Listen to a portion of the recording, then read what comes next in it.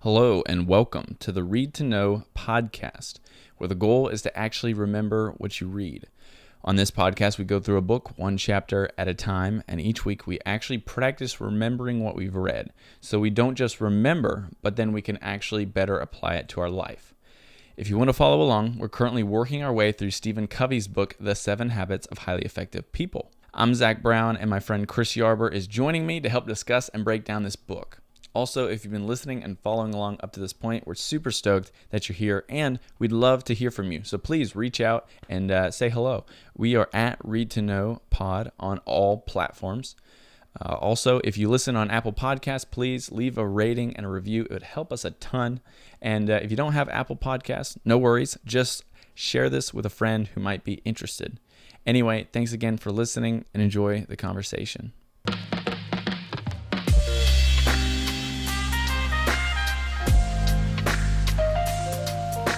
Chris, maybe we have missed our calling in the podcast realm. Maybe we should have done a food review podcast because I have here what I think, honestly, I think one of the most underrated chips maybe of all time is the Pringle. Yes. I really do enjoy Pringles. Yeah, and honestly, it's one of the only chips that the original flavor I really enjoy. Another really underrated chip, in my opinion, chip, pretzel, whatever you want to call it, is combos that you get at the gas station. You specifically have to get them at the gas station, just any gas station, no gas station in particular. Right. Because that's like a road trip food. Right, it's road trip food, right. Yeah. So, but Pringles are great too. Love Pringles. Yes. And right here I got a new sparkling water. Sparkling water this week is Blackberry Bubbly. I've never had that before, but I'm going to try it right now. Right here on the podcast. That's awesome. All right. What do you think? That's pretty good. That's pretty good. Yeah. It's got just like a little sweet like notes, like kind of like towards the end there. Right. And but not too sweet. So right. I like that. Yeah. That's good. Well, you know what is sweet? Habit number 7. Habit number 7. Habit number sweet. 7. We're in the last habit. Next to last chapter of the book. So we're almost done with the book. And when we looked at this chapter to begin with, I read Sharpen the Saw, the title of the chapter. And of course, you're sitting there. What is he talking about? Sharpen the Saw. Because I really didn't, I knew we were moving past, of course, we've moved past private victories. We covered 4, 5, and 6 in the public victories. And when I saw that habit 7 was outside of those, I thought to myself, what else is there really to talk about? But then he introduced Sharpening the Saw, which he starts off with that story of that man who's sawing. And some other guy comes up to him and is like, hey, why don't you take some time to sharpen the saw? And he's like, I can't. I'm too busy sawing down this tree. I can't stop. Even though if he would have just taken a couple seconds to sharpen the saw, it would have worked out. The reason why it's taken him so long to sharpen the tree is because the saw isn't sharp. Right. So exactly. he just needed to sharpen it. Then he would have gotten through the job quicker. Right. And that's the analogy made. That's the point made here for this habit, sharpen the saw, is to continually kind of work on yourself, and whether that's through rejuvenation, whether that's through learning and more, or physical exercise, all of those things accumulate into basically sharpening your own saw in your life and continually getting better at the rest of the 6 habits, basically. Right. And he does a lot of looking back in this chapter as well. You quickly figure out that you are the saw, and he asks you to work on 4 different dimensions. Physical, and then I believe the order of the book is physical, and then you have spiritual, then you have mental, and then you have social and emotional. Yep. And so the physical is the first one that he starts off with. And all of these, by the way, he says very specifically, are in the quadrant 2 category. Just like all the other habits are basically in quadrant 2 as well. Right. But yeah, this 7th habit is all interdimensional into, like, it's intertwines with all the habits. It intertwines with all the other habits. And that's why he has, in that graph in the book, it has the, from private victories to public victories, and then circling all that is the 7th habit, sharpening the saw. But yeah, let's talk about the 4 dimensions here, because he breaks those down right there at the beginning. Right, and that's honestly most of the chapter is him breaking down these 4 different dimensions. But he starts off with the physical, and I was actually quite surprised when reading the book how much he went into describing what he thinks is a good physical workout, talking about flexibility, keeping your heart rate up, doing cardio, also doing lifts and different things like that. But really the important thing for the physical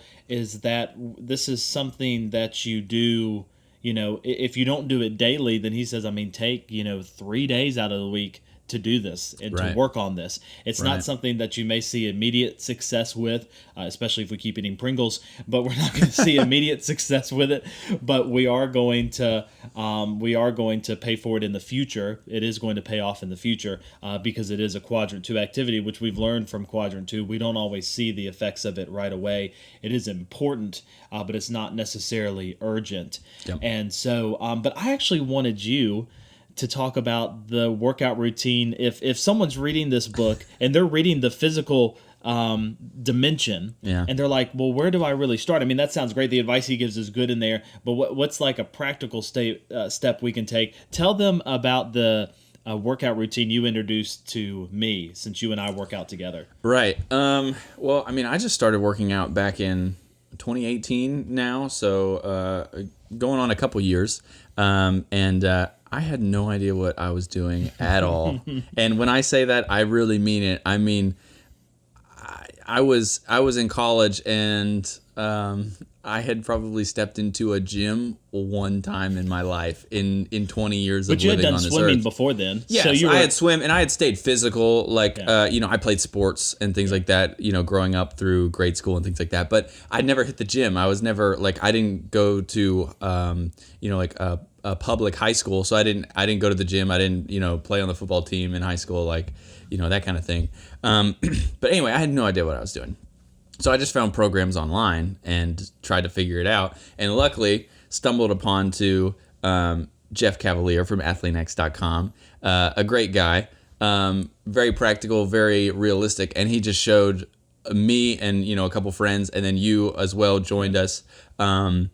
He basically was like a digital trainer for us, basically a personal trainer that was just all online. And so he would show us what we needed to do, and then we'd go to the gym and we'd do it just how he told us. So it's just like a personal trainer, but all online. So that's what we did, and we've stuck to it, and it definitely helps. I find that the biggest the biggest reason that I'm actually still on it and still sticking with it is that when I first went, I grabbed a friend and I said, hey, I want to do this. Do you want to do it with me? Yeah. Let's do this together. Yeah. You know what I mean? And that's the key to making that stick, at least for me, because, before coronavirus, we were going to the gym at 5:30 in the morning. That's when we were arriving to the gym at 5:30 in the morning. And I'll tell you one thing. I could not do that consistently if I didn't have people that I had to meet there. Right. Well, no, I would not have gone, especially that early in the morning, 5:30. We've been going pretty close not after coronavirus, but since the gym has opened back up at around 6. But even 5:30, 6, whatever, I would not have been going that early if it weren't for having a friend there. Yep. But we've noticed that early in the morning is the best time to do it because it's the most consistent time of our day. Yep. We do the same things most of the time in the morning. Plus, we've made a habit, or starting to make a habit, of putting first things first. Putting those most important things first. Right. And so that's become a priority, and it's played out by us putting that first in the morning, and by us doing that together and with other people. Yep. And so this physical dimension does still fall into the private values for his 7 habits. Yep. But really, it's also turned into public victories for us as we've grown in relationship with each other and with other people as well. Yeah, that's true. That's actually something I hadn't thought of in that context. But yeah, that's definitely true. Yeah. These first, of these 4 dimensions, the first 3 he mentions are private, in the private victory realm, habit 1, 2, 3. And then the last one, the social emotional dimension, is public victory, which includes habit 4, 5, and 6. But yeah, physical, that's a huge dimension. And like he says, it's hard to do that and hard to do that consistently. But if you can, then it can be huge, a game changer, long term. That's one of those long term things. Like he says in quadrant, like he says when he's talking about quadrant 2, is that those high leverage activities are the ones that aren't a crisis or a most important. But he mentions in this section that if you put something like health, physical well-being, those type of things first, you're going to save a lot of those those quadrant 1 crises that will show up later in life as you get older. You know what I mean? Right. From weight, heart attack, or unhealthy heart, or and things like that. That long term, those will have huge impacts long term. So Right. yeah, but it definitely helps grabbing a friend to go with you, and I'm glad that we're doing that. Yeah, and, so am I. Yeah, no, it and even which he doesn't really go into really in depth, but kind of along with that is not only exercise but also dieting as well, and making sure we watch what we eat. As we started off the show with Pringles, so we're doing a good job so Pringles. far. It's in moderation. It's in moderation. You have to have in moderation. Right, just one I'm drinking can a day. sparkling water. That's too, true. That's true. Yeah, that's true. It balances out. It balances out. So then he goes from physical to mental. Right. This mental dimension. Right. Which is really all about. He goes back several times in this section to leading from our core values. Excuse me, not mental. The next place he goes to in the book is actually spiritual. It's physical, Right. spiritual, then mental. I was thinking spiritual in my mind because it's in that spiritual section that he goes into reflection. Yes. He goes into concentrating on those core values. He talks about making sure that we take time to kind of get away from everything else and to almost play out certain situations with our values, principles, and paradigms in mind. Yep. And so that's what I was thinking. I said mental, but it is it is spiritual. And so really, like with the analogy of the guy who is trying to saw down the tree, he's like, I don't have time to sharpen the saw. But Stephen Covey makes a counterpoint and says, we don't have time not to. We can't afford not to. Right. That's what he's saying, is that we think that, oh man, I got to work out. That's just going to take time out of my day when I could be working on other things.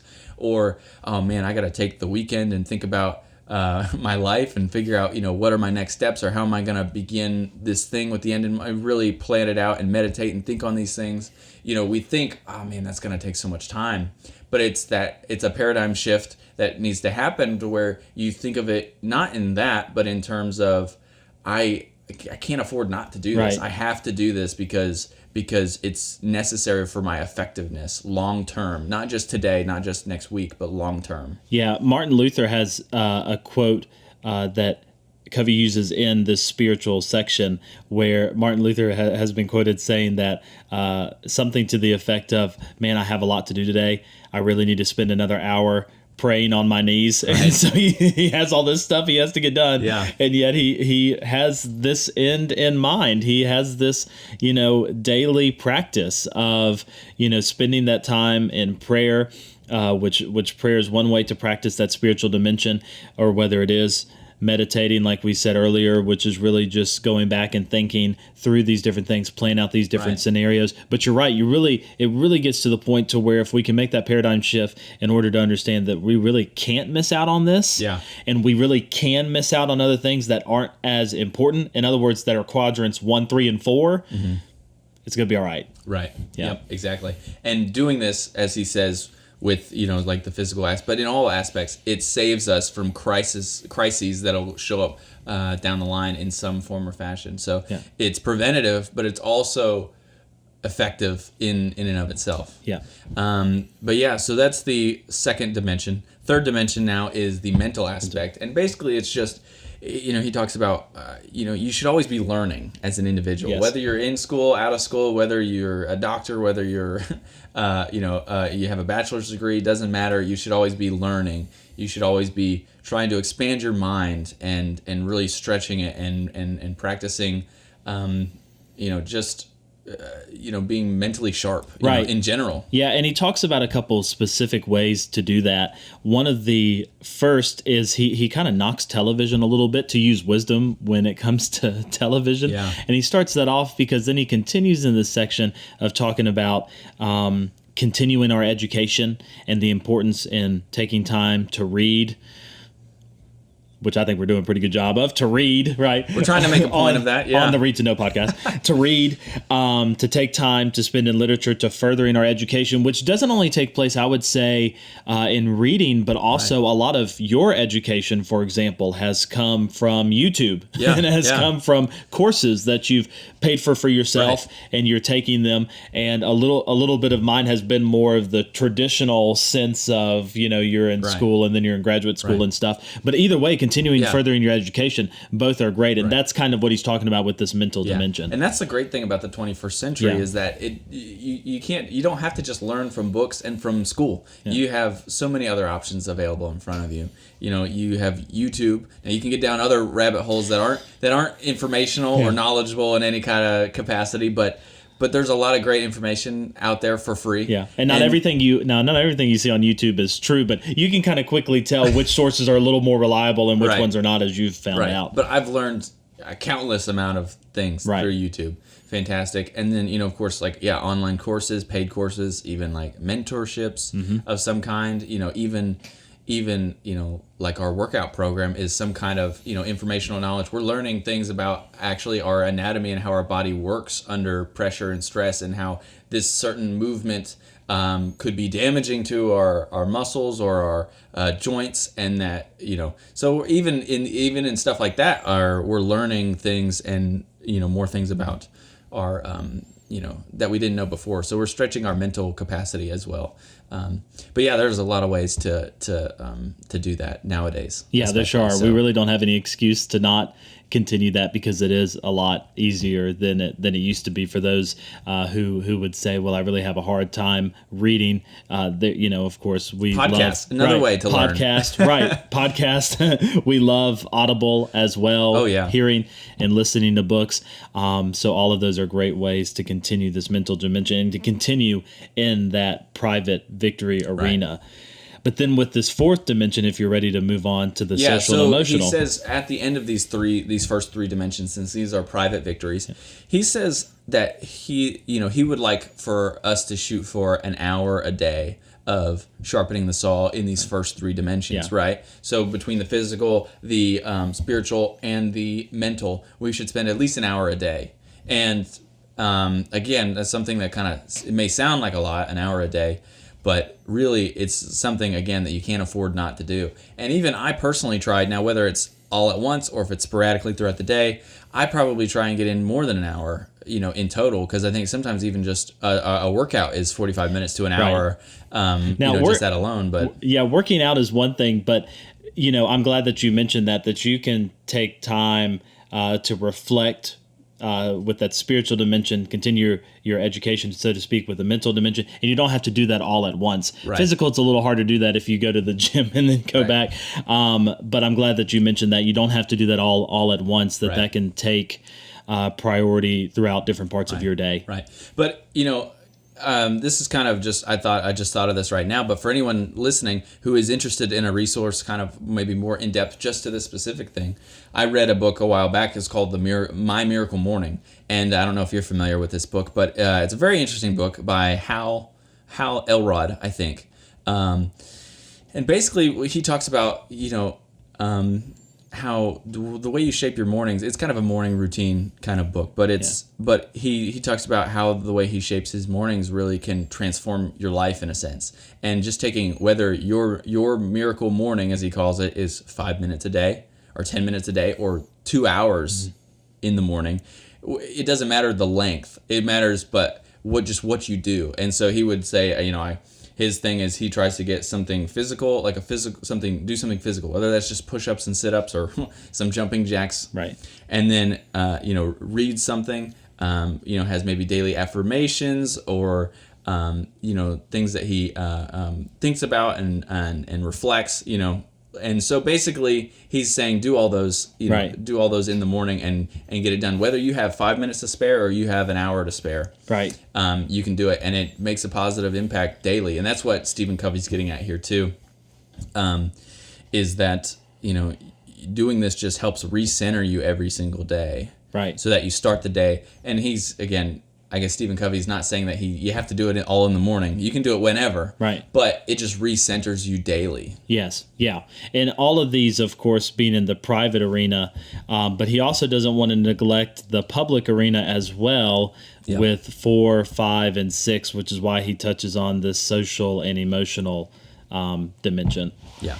Very last. So yes, this fourth dimension, dealing with the social and emotional side of things, basically, again, covers habits 4, 5, and 6. And basically what he just says here is really just be, tentative and look for areas to practice these habits. Look for places to practice win-win, thinking win-win. Look for opportunities when you're interacting with people to seeking first to understand, then to be understood, and try and create environments where there can be synergy. You know what I mean? It's just taking those habits and trying to work them into your relationships and the people around you and the people you come in contact with on a daily basis. Right. This is really where your focus should really be on others.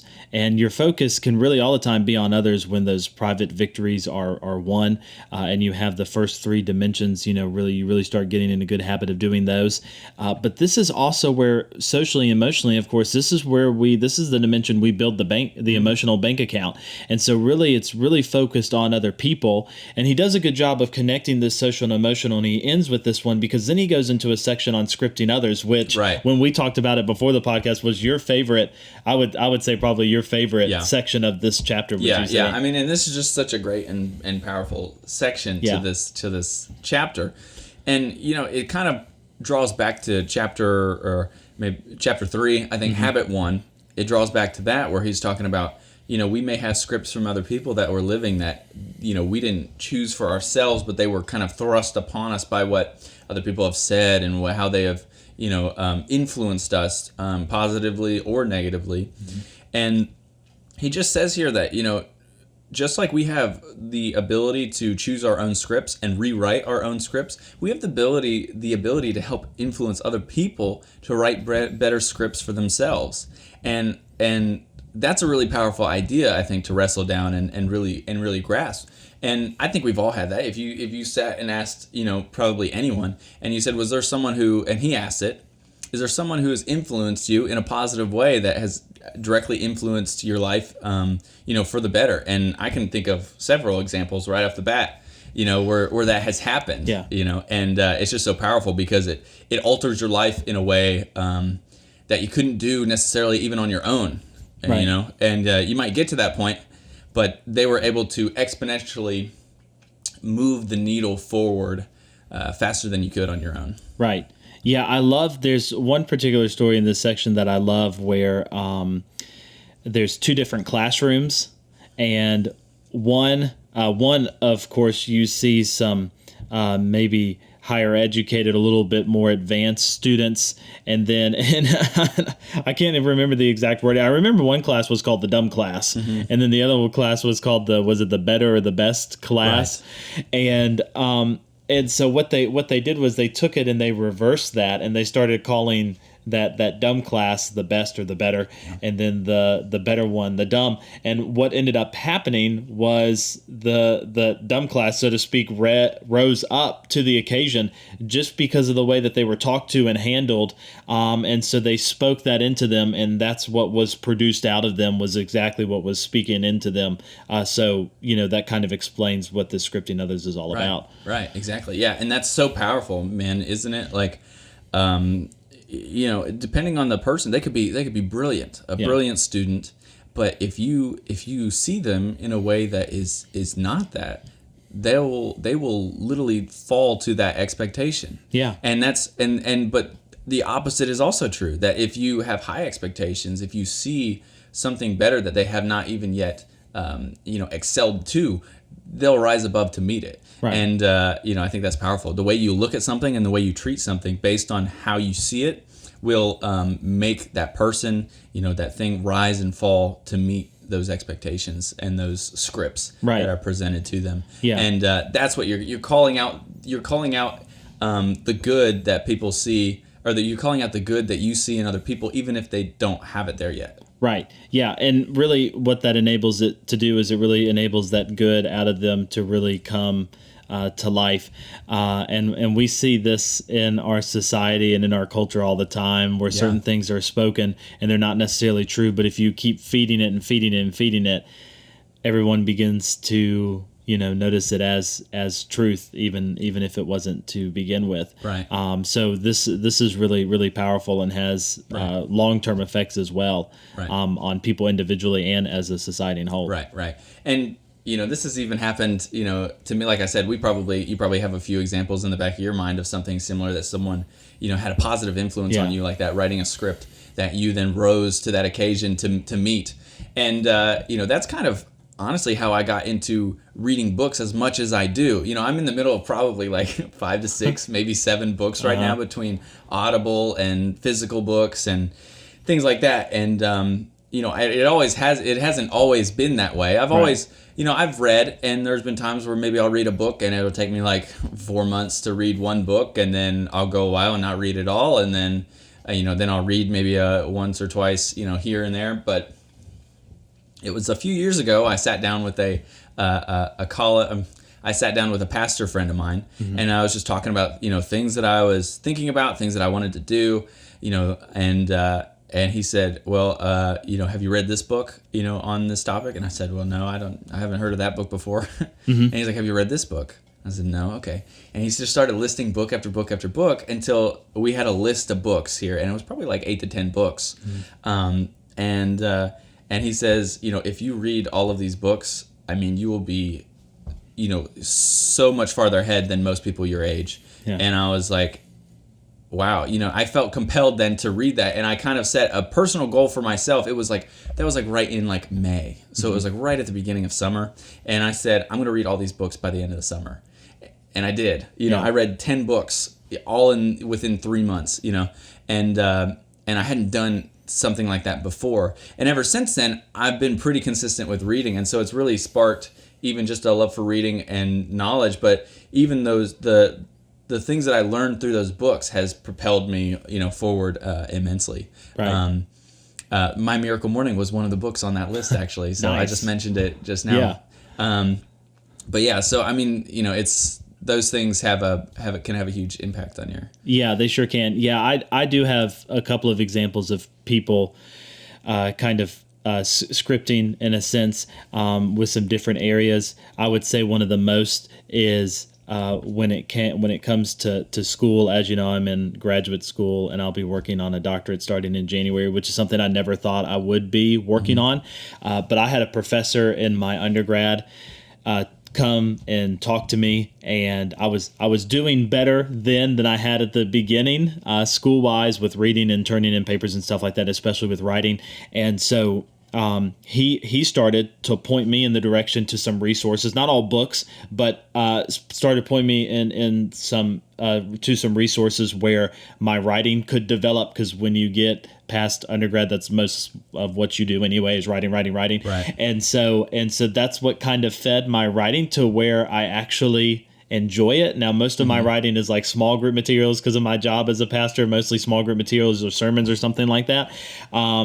But now, when you think about final projects and stuff like that in graduate school, never thought I would be doing that. But him, just as that guy gave you resources and scripted into you, what he scripted into me, has really made me work a lot harder than I thought I was able to, right, yeah. Even up here to the present time, like, 2 or 3 years later. So it's amazing the power of this. So. Yeah, and it's long-lasting impacts. Yeah, it is. That has. It's not just for the next week or for the next month, but it has long-lasting effects that continue on down the road. Yeah, for sure. Then another thing that, I kind of was thinking about as I was reading this, and I actually came to you and I talked about it with you a little bit when I was reading about, the scripting and things like that. And I really think even, not to be too political, because I don't want to be, very political, but I think even something like that can be applied to our situation right now in the country, right? And I think it's a powerful idea to think about, how we view our country affects how we perceive it, which then affects our actions and how we respond to things, right? Yeah.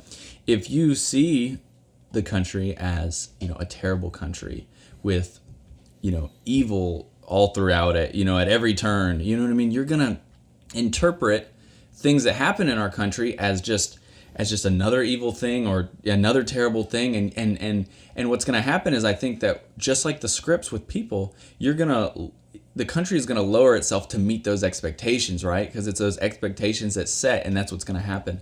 But when you look at the country like, this, and look at it for what, I think it is, that this is the greatest country that has ever existed in civilization. There's been, no other country where there has been, as many equal rights, equal opportunity, and freedom for any person, ever.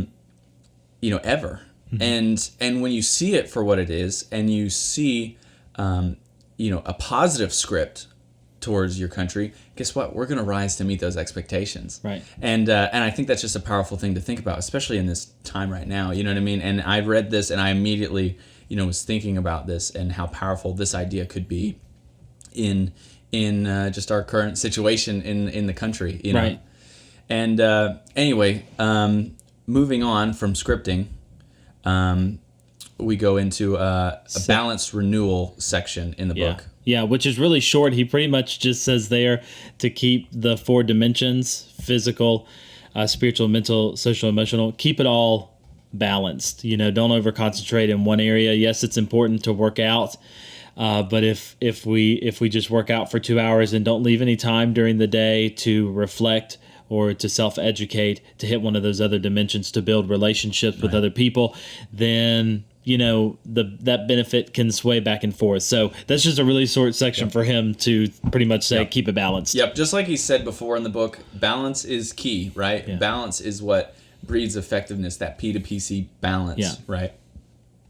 Then we move on to just talking about synergy in this, and really how all the habits work together is basically including this sharpen the saw. Mm-hmm. And I love the kind of the paragraph that he has here where it's like, he talks about, when you live this way, habit 1, and then when you do this invokes habit 4, and then how habit 7 then revolves around it all, and all of that. And we can read a little bit of that in the book, but it's just kind of funny how he breaks that down in just a paragraph of how really all these habits just intertwined together, and the habits themselves almost have a synergy aspect to them, and just an interesting kind of little section there. Yeah.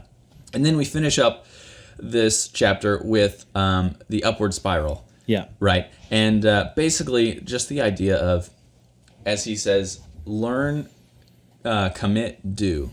Right. Those are the words. Learn, commit, do. And just repeating that process, mm-hmm. and repeating sharpening the saw, repeating working on habit 1, habit 2, habit 3, 4, 5, 6, mm-hmm. and just continuing to work on these things slowly but surely. You're just going to reach an upward spiral to where years later you're going to look back and you're like, wow, look at the progress, look at the distance that we've traveled. Right. You know what I mean? And that's what you're either spiraling downward or you're spiraling upward. And with these in place, you're really set to spiral upward. Yeah, it's quite funny that habit 7 is all about practicing and making habit of the other habits, getting in a habit of performing the other habits in these different areas. So, but you're right. If we were to start this now, just like that guy who's spoken to you and said, if you were to read these books, how much further along will you be? And it's never too late to start these habits, no matter what age you may be listening to this at. Because if you start it now, the benefit of starting this thing now is, yes, you may be a little older. However, you're going to be ahead more than if you wouldn't have ever, if you would have discounted yourself for being older and discounting yourself and never moving on from this. And so you are going to be so much more ahead, and that's the benefit to really habit 7, practicing all the other habits. Yeah, exactly. And that's how he ends the chapter. Yeah. And I guess now it's time to bring out the book, and we'll talk about some of our favorite quotes and some of our favorite parts of the chapter. Sweet. All right, so we're back with our books, and we're just going to go through and talk about some of the specific quotes and stuff that we really enjoyed from this chapter, as well as maybe touch on some things that maybe we didn't cover well enough in the first part. So I'm just going to go ahead and start here, and again, he starts off this chapter with the story about the guy sawing down a tree. Yeah. And he says here, if you took a few minutes to actually sharpen the saw, I'm sure that process would go a lot quicker for you. And he says, I don't have time to sharpen the saw. I'm too busy sawing. Right. And he says here, habit 7, what habit 7 is taking the time to sharpen the saw. It surrounds the other habits on the 7 habits paradigm because it is the habit that makes all the others possible. Right. So this is the habit that makes all of the others possible. Right. I love how he says there towards the beginning that it's preserving and enhancing the greatest asset you have, which is you. Which many of us would not consider ourselves as our greatest asset. Maybe we would our organization or the things that we have to get done. But again, it just goes back to the importance of this as he points to the saw actually being us in this chapter. Right. And I think moving into we're getting into the 4 dimensions of renewal, the 4 dimensions. He mentions this here, and I think this is an interesting thing as well, is that these are just all 4 dimensions of our nature, right? So the physical, mental, social, emotional, and spiritual, those are just 4 dimensions of our nature. So it's just, exercising parts of ourselves in a balanced way. Right. To basically just stay balanced as an individual. Right. And he says, as we kind of said some in the beginning of the podcast, that these 4 dimensions all fit into quadrant 2, which is really labeled effectiveness, is what it's labeled as. It's the proactive work, it's the important goals, it's the creative thinking, it's the planning and prevention. And so like the physical dimension, for example, could fit into that prevention because it's preventing us from being unhealthy in the future. And so prevention, a relationship building, which certainly fits the social and emotional dimension. Then you have the learning and renewal, which fits the mental dimension. And so you can really see how these fit into these 4 dimensions. Right, exactly. And why he says it's quadrant 2. Right. And this is, quadrant 2 activity. And he says, because oppositely, the quadrant 1 acts on us because of its urgency, and it presses on us constantly. He said personal PC must be pressed upon until it becomes second nature, until it becomes a kind of healthy addiction. And I kind of like that wording there, that phrasing. It's like a healthy addiction to kind of renew yourself in these 4 dimensions. Right. And he continues that sharpening the saw and renewing yourself. This is the single most powerful investment that we can ever make in life. Investment in ourselves, in the only instrument we have with which we deal with life and to contribute. Yeah. One of my favorite quotes in this physical dimension section as we get into this next in this first dimension is kind of towards the end where he says the essence of renewing the physical dimension is to sharpen the saw, to exercise our bodies on a regular basis in a way. And then he says that will preserve and enhance our capacity to work and adapt and enjoy, which is something I didn't take too much time to think about as we've been practicing this dimension with us working out together and stuff. Really, it not only enhances us for the future, our health and our bodies for the future, but also it directly affects our work and our enjoyment in life as well. Right. And so you could make the argument that having a healthy body also helps you. You're not as sluggish during the day. You may have more energy, and all of those things affect other areas in our life, like relationships and work and our organization and stuff like that. So I'm glad he being physical and exercising, it doesn't just fight away negative consequences, but it actually has also positive consequences that come along with it that don't have anything to do with trying to prevent negative situations from arising. Right. Yeah. And he ends this section about on the physical dimension. He says here, probably the greatest benefit you will experience from exercising will be the development of your habit 1 muscles of productivity. So this is also just a good exercise, no pun intended, a good exercise to help get you more proactive. You know what I mean? Right. It's a step in productivity is what, just physical exercise and getting your body moving actually does for you. Yeah. And as you act based on the value of physical well-being, instead of reacting to all the forces that keep you from exercising, your paradigm of yourself, your self-esteem, your self-confidence, and your integrity will be found profoundly affected. And yeah, I found that true in my own life, Yeah, having that's true. started working out, like I said, back in 2018. It does, it does. It has positive effects, not just physically, but also just emotional, mentally, and you start, like I said, I think I mentioned it maybe the first podcast that we did, is that I see the gym differently. You know what I mean? Now that's the kind of person that I am. I just go and work out, and that's who I am. And so even when I don't feel like it, I usually find myself in the gym, most days, Right. even when I don't feel like it. Right. Yeah. And that's the beautiful thing about these different dimensions, is that one affects the others as well. Right. And so I think it's no mistake he goes from the physical dimension to the spiritual dimension, which when I first read spiritual, I was wondering what kind of, my first question to myself was, what kind of religion is he going to touch on here? But that's not necessarily what he's talking about here. He starts off saying that the spiritual dimension is your core, your center, your commitment to your value system.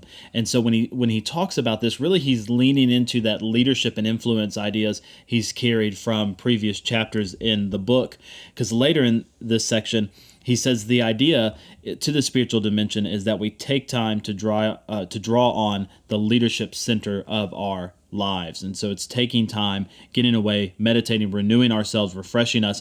And as we center ourselves on those values and focus on our paradigms and in the direction that our life may be going, he says that it renews us, it refreshes us. It also kind of recommits us, because we all know that we can get off track when it comes to our values and to our mission and what we're really doing in life. And so it recommits us to that, which Right. is why he believes, again, writing that personal mission statement is so important. Right.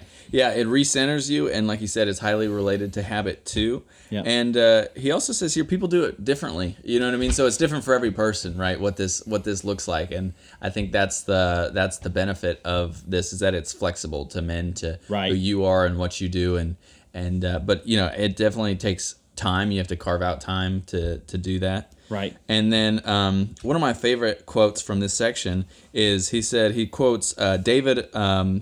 McKay, and he says, "The greatest battles of life are fought out daily in the silent chambers of the soul." Really good That is a quote really there. good quote. And Stephen Covey goes on to say, "If you win the battles there, if you settle the issues that inwardly conflict, you feel a sense of peace, a sense of knowing what you're about, and you'll find that the public victories, where you tend to think cooperatively to promote the welfare and good of other people and to be genuinely happy for other people's successes, those things will follow naturally." Right. Right. And it's just a good reminder that like everything starts again inside out, right? Yes. Right. And part of that is, in a quiet time, maybe in, at some point during the day where you can recenter yourself and refocus. Right. Which I'm sure is why he ends this whole entire book with pretty much another chapter on Inside Out, which we'll get to here at the very end, and we'll do a podcast on. But I'm sure that's no mistake that he's leaning back towards that direction with this Habit 7, and then concluding with that chapter. But he moves from the spiritual dimension then to the mental dimension, which I feel like we covered pretty well in the first part. But really, this is just continuing to improve ourselves mentally. So this comes through several different avenues. We have to be careful of how much screen time that we have. Right. And he talks about the importance of really educating ourselves and continuing to educate ourselves. And he also says that there's no better way to inform and expand your mind on a regular basis than to get into the habit of reading good literature. Right. Which we, of course, agree with that. That's what this whole podcast is about. So there's no better way to inform us than to get into good literature. Also to have conversations with friends about what you're reading, to try to remember it, and then also committing yourself to living it out as well. All great ways to dwell in this mental dimension. Right. And again, like we talked about earlier when we were talking about this, but I think it's worth mentioning again, he talks a lot about spending time watching TV and things like that, but this was originally written, now they've updated it a little bit, but this was originally written, I think in 87. So 1987, it's been around for a while. And of course, we don't have as much, the internet wasn't around back then, so there wasn't as much, online resources that you could go and learn from, like you can nowadays, like we were talking about. You can take an online course, you can watch YouTube videos, that still expand your mind and kind of work on that, as he says, just like kind of mental discipline, so that our minds don't just atrophy. You know what I mean? Right. And so yeah, but he does obviously, depending on what you watch. I mean, you can, like he says, we spend most of our time watching TV, and it's just things that basically just turn our brain off, and we're just not even thinking. You know what I mean? And there are times for that. He allots time with his family, or he allotted time with his family to do those things, to watch TV, that maybe wasn't, cognitive in some kind of, deeper sense of critical thinking. Right. But he didn't let that take over and watch as many times. I think he said here that most people would watch TV. Sometimes the TV is on for like 40 hours a week. Yeah, which is a full work week. Yeah. Yeah. And, and I'm sure, like I said, we're definitely on our phones for that amount of time, per week, if not more. Yeah, definitely. Yeah. While we're in this mental dimension, I want to be sure to mention something he says, about the mental dimension and the three dimensions, these first three themselves, is he says that sharpening the saw in the first three dimensions, the physical, spiritual, and the mental, is a practice I call the daily private victory. Yeah. And you mentioned this in the first half of the podcast, and I commend you the simple practice of spending 1 hour a day, every day, doing it 1 hour a day for the rest of your life. He's very intentional in putting that last part in there. 1 hour a day for the rest of your life. Right. These first three dimensions, which he calls daily private victory. Right. Yeah, and that's what we said. If you get these three things in for at least an hour, for all three of those in total, at least an hour total for all three of those, then you're doing a good job. Yeah. If you can spend more time doing it, that's what that's what I try and do most days. Right. But a couple more quotes here I like. He talks about here, proactive people can figure out many, many ways to educate themselves, and it's again, an exercise in proactivity, to actually take the time and do this kind of stuff. But he also says here, he quotes someone else, and he says, the person who doesn't read is no better off than the person who can't read. Right. Which is true. If you're not reading, then, in a sense, why do you even know how to read? Right. Yeah. But he also mentions writing. I think we didn't mention that in the first half. No, but he also mentions writing is a good way. Even just journaling, writing your thoughts down, even doing that a couple minutes a day, just helps kind of expand your mind and just again bring out critical thinking. Right. Which maybe outside of our jobs and stuff we maybe don't do much of. Right. Yeah. All right. So, moving on, unless you have some other quotes and stuff. I like this one. Okay, so going back to the daily private victory part, he's like, there's no other way you could spend an hour that would begin to compare with the daily private victory in terms of value and results.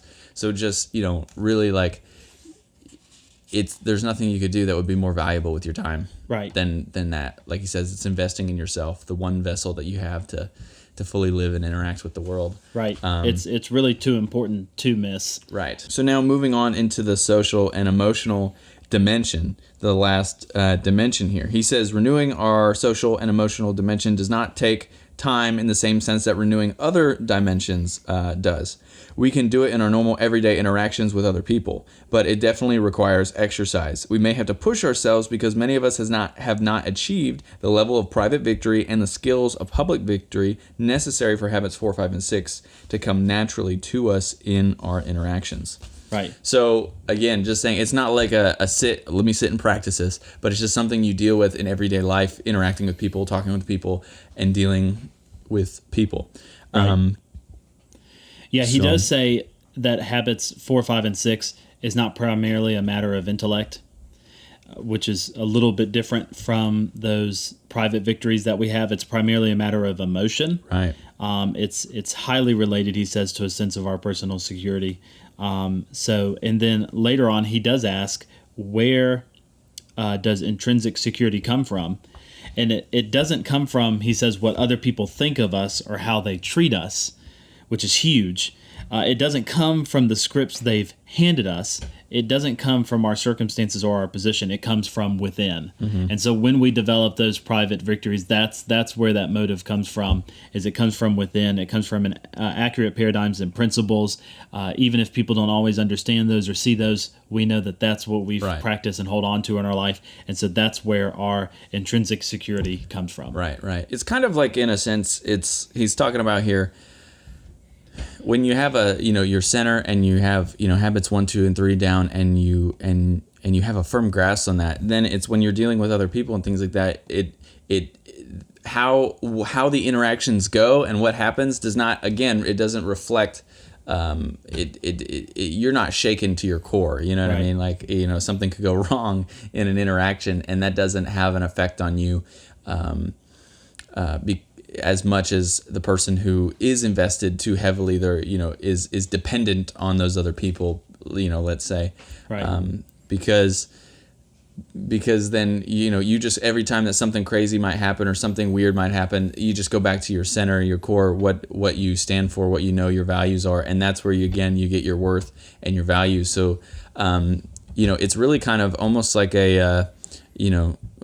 his version of like a social trick, you know what I mean? Yeah. Like, as if you're not nervous when you're talking to people, or afraid to speak in front of an audience, or, that type of thing. Those things start to matter less when you have a solid foundation. Yes.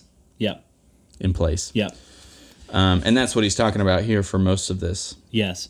Yeah. Did you have any other quotes you wanted to share in the social dimension? I think the next section you hit pretty well, but the scripting others is the next section. So I like this one quote here. He says, N. Eldon Tanner said, "Service is the rent we pay for the privilege of living on this earth," which is just, again, an interesting, idea. And just thinking about it, kind of switching the paradigm again, that it's our privilege to be able to serve others, because it's a very low price to pay for actually being able to live life and enjoy the things that we get to because of it. Right. Yeah, and he seconds that and kind of brings that to a close when he says that I am of the opinion that my life belongs to the whole community, and as long as I live, it is my privilege to do for it whatever I can, is kind of how he wraps up the social dimensions script, the social dimension, and then moves into scripting others, which was our favorite section of this. And this is kind of a part of that dimension. Yes. It's kind of an extension of that dimension. Right. Yes. And nice word. Yeah. Nice word usage there. I like that. Yeah. You should write that down. Kind of rhyming.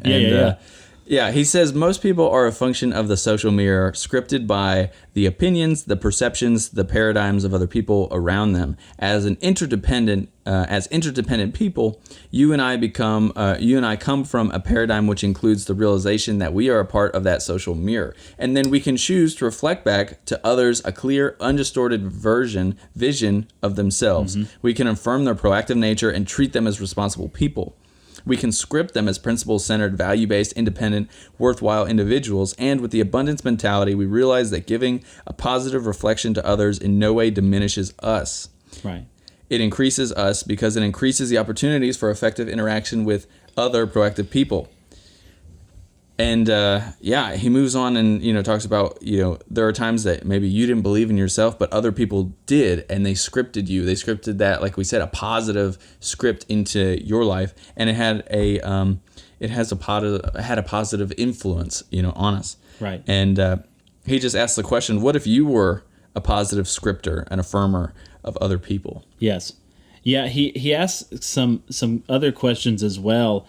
Where later on in this section, where he says, what do we reflect to others about themselves? Pretty much some reflective questions for us to take some time and spend. And he also asks, and how much does that reflection influence their lives? Yeah. Because we do have a circle of influence. We do influence people, whether we recognize it or not. And then he affirms us and says that we have so much we can invest in the emotional bank accounts of other people. And so that's really what we should be looking to do especially for other people when it comes to scripting others, is that we have so much that we can invest and influence in them, and what an opportunity that is. And we really should take the opportunities we have in front of us to invest in that way. And with the example of the two groups of students that he was talking about, the story here, where there was a group of smart students, a group of students who weren't as smart, but those labels got switched around in a sense, and the teachers looked at the smart students as if they weren't, and the teachers looked at the students who weren't and thought that they were, and eventually they rose and fell to those levels that the teachers saw them for. Basically, he just calls this a self-fulfilling prophecy. And this is what we have the potential to really create a self-fulfilling prophecy for other people, for the country, for all of those things, either positively or negatively. Right, exactly. Yeah, and after the scripting others there's section, there's one more you quote here. It's the last one here. And he says, treat a man as he is, and he will remain as he is. Yes. But if you treat a man as he can and should be, he will then become as he can and should be. Right. Yeah. Yeah, this next section, which that was a good last line there, is balance and renewal, which if you read the first paragraph, pretty much you've read this whole entire section, which says the self-renewal process must include balance, renewal in all four dimensions of our nature: physical, spiritual, mental, and social and emotional. So pretty much taking a balanced approach, not overemphasizing one, not working out all the time, and never taking time to reflect on principles or to self-educate or to build relationships with other people. Pretty much have a balanced approach. And you read that first paragraph, and that's the section. Yeah, and he says to neglect any one area negatively impacts the rest, which is important. Yes. And he also goes and talks about that this is true not just with people, but in organizations as well, right? Because there's always, in all of these, there is an organizational aspect to that because organizations are made up of people. Yes. And that's what he's talking about here, is that there's also, this can be implied to organizations, right? And there needs to be balance. Whether and he talks about that whether the social aspect is like customer service or HR. You know what I mean? And he specifically says organizational as well as individual effectiveness requires development in all four dimensions. Yeah. So those dimensions apply in organizations as well as people. Yeah. So moving on into the next section here, talking about synergy and renewal. And this is the one, I'm just going to kind of read this paragraph here because he talks about how the 7 habits create the optimum synergy among these dimensions, and that renewal in any dimension increases your ability to live at least one of the 7 habits. Mm-hmm. The more proactive you are, which is habit 1, the more effectively you can exercise personal leadership, which is habit 2, and management, habit 3, in your life. The more effectively you manage your life, which is habit 3, the more quadrant 2 renewing activities you can do, which is habit 7. Mm-hmm. The more you seek first to understand, habit 5, the more effectively you can go for synergistic win-win solutions, habits 4 and 6. Right. The more you improve in any of the habits that lead to independence, habits 1, 2, and 3, the more effective you will be in interdependence, habits 4, 5, and 6. And renewal, habit 7, is the process of renewing all the habits. So they're just all, again, as he says, synergistic. They're all interrelated. They all, weave together to create this one overflowing piece of self-development and personal effectiveness. Right. I was so glad that he added that in there to show you why he ends the habits with habit 7 and how they all connect to one another. So I was super glad that he did that, and in a way also using the word synergy, that as we've discussed, so we understand that term by now. So it's really cool at the end of the book, as we get towards the end of the book, to read how all of our reading has now come together and works and flows. Yeah. Mm-hmm. So moving on to the last section here, the upward spiral. He says, renewal is the principle and the process that empowers us to move on an upward spiral of growth and change, of continuous improvement. And so basically, like we said before, he's just talking about you keep doing these principles, you implement them into your life, and you're going to end up on this upward spiral. And that's what the goal. We spiral upward. It doesn't matter how fast you move. It just matters that you're moving upward. Right. Because you can either be moving upward or downward. Yeah. And Yeah, and he says here, moving along the upward spiral, requires us to learn, commit, and to do on increasingly higher planes. We deceive ourselves if we think that any one of these is sufficient. To keep progressing, we must learn, commit, and do. Learn, commit, and do. Learn, commit, and do again. Right. And the scary thing about this is that now we know better. Right? Yes. We know better. We know this. And so now we have no excuse. Right. Because he says once we are self-aware, we must choose purpose and principles to live by. Mm-hmm. Otherwise, the vacuum will be filled and we will lose our self-awareness and become like groveling animals who live primarily for survival and propagation. And he continues, people who exist on that level aren't living. Right. They're being lived. Yep. You know what I mean? And that's, if we don't choose this, living a principle and purpose-centered lives, then we're basically just mindless animals, and we are being lived, by someone else or by something else, right? Anything. Now the thing is, we know, so we can't make any excuses about it. That's right. That's right. Yeah, and going back to something that he said earlier, this book reading wise, we'll be done with this book podcast wise after Inside Out again. Yeah. But for you and I hope for anyone else who is listening, that this is not the last time that you pick up the book after we do this next episode on this last chapter, but that this is something that we go back to again and again and again, so we don't fall into what you just spoke about. Yeah, which is effectively a downward spiral. Pretty much. Right.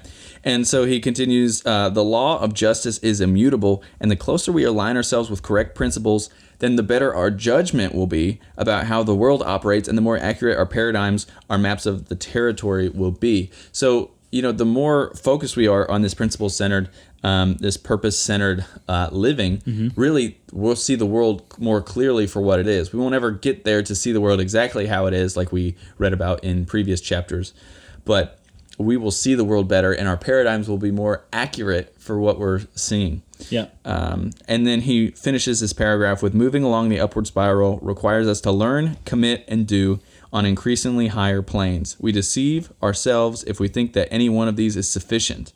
To keep progressing, we must learn, commit, and do, learn, commit, and do, learn, commit, and do again. Yeah. And that's how he ends this chapter. Yeah. And then he moves into Inside Out again. Yep.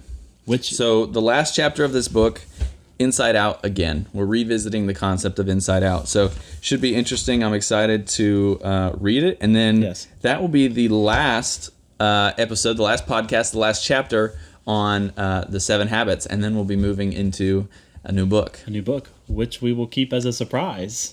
We can go ahead and tell them. We can? I think we can go ahead and tell them. Sweet, dude. I thought we were going to leave it as a surprise. That's awesome. I mean, that's fine. Give people, if you're listening, you have plenty of time now to pick up the book before we start. Yes, that's a good idea. Let's before do that. We start. So in a few weeks, we will start Dream Big by Bob Goff. That'll be our next book, Dream Big. And I'm excited for it. It's actually right here. We have it. It's been in the background. Little Easter egg in the episode here. So Dream Big. We're excited to dive into this book. Yeah. And looking forward to really seeing all that Bob has for us as far as principles and values and things that we can tease out and help better remember and apply them to our life. Right. Yeah, I didn't expect for us to pick a brand new book because this is new. Right. This just came out maybe less than a month ago. Right. Yeah, he has Love Does and Everybody Always, which we also have in the camera shot as well over there. But so we've read those books as well and love his writing. But much like Stephen in the 7 Habits book, he tells a lot of great stories, but there's also a lot of great principles to live by as well. Yeah. And the fun thing about this one is that we wanted a book that was different from 7 Habits. We've enjoyed 7 Habits a lot, but we wanted a book that was just kind of just had a different feel to it, different vibe to it. And I think this is a great book to do that. And the other interesting thing about it is that these chapters are kind of short. They're Very only, short. Maybe 2, 3, 4, 5 pages long. Yeah. These chapters. And we are going to change it up. We're going to switch it up for this next book, and we're going to do daily podcasts. Right. So we're going to do one chapter per podcast, but we're just going to switch it up to daily. So there will be a new episode every day, starting the first day that we do this. Right, which allows us to finish the book in a month because there's 29 chapters, and we thought 29 weeks, that's more than half the year. We